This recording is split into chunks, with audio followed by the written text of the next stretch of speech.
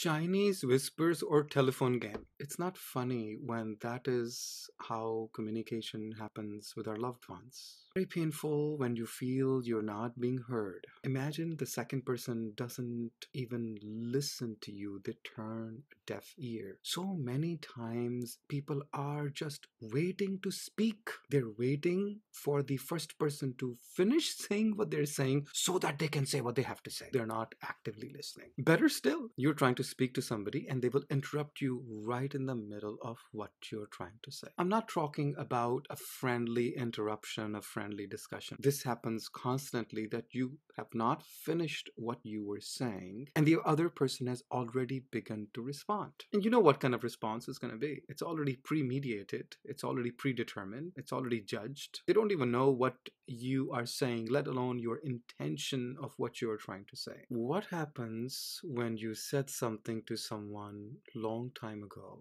and then take a phrase out of it, out of context, and throw it back at you? It hurts you. Yes, I said it, but what does it have to do with now? Yes, I admitted to it, but I have fixed it. Yes, I said it, but I also said something else. Don't take my words out of context. Now we're going into deeper, more dangerous territories. And that is making assumptions. You may say something and the other person understands it differently. So instead of saying, well, my understanding is that this is what you said. Is this what you said? Is this what you meant? And making negative assumptions about some third party and asking the third party to make changes in their life is very dangerous. It is very damaging. It is very wrong. Even though the intent of the person who is making assumptions is for the benefit of that person. So what can you do? It is not your place. Let go. What you can do is offer them solicited or unsolicited advice, give them recommendation, and then back off. Don't run their life.